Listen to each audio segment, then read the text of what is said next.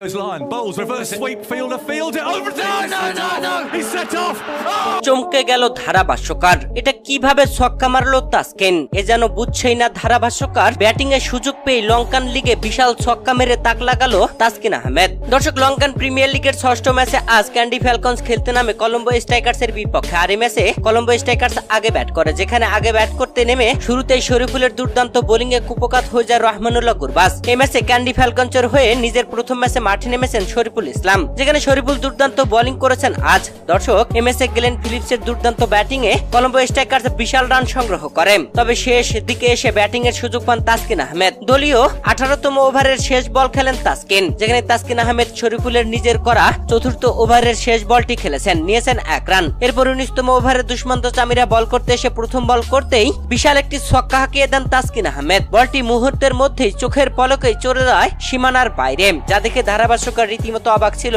আর তাসকিনের মারা এই ছক্কাটি ছিল 84 মিটারের। দর্শক, এরপরের বলে অবশ্য আউট হয়ে গিয়েছেন তাসকিন আহমেদ। তবে তাসকিনের দৃষ্টিনন্দন ছক্কাটি মন কেড়ে নিয়েছে ধারাভাষ্যকারের। দর্শক, এই ম্যাচে কলম্বো স্ট্রাইকার্স পুরো 20 ওভার খেলে 199 রান সংগ্রহ করে। আর এই ম্যাচে শরীফুল ইসলাম মোটে 4 ওভার বল করে 43 রান খরচায় 2টি উইকেট তুলে নেন। তাসকিন আহমেদের এমন দৃষ্টিনন্দন ছক্কা আপনার কাছে কেমন লেগেছে জানাবেন ভিডিওর কমেন্ট বক্সে।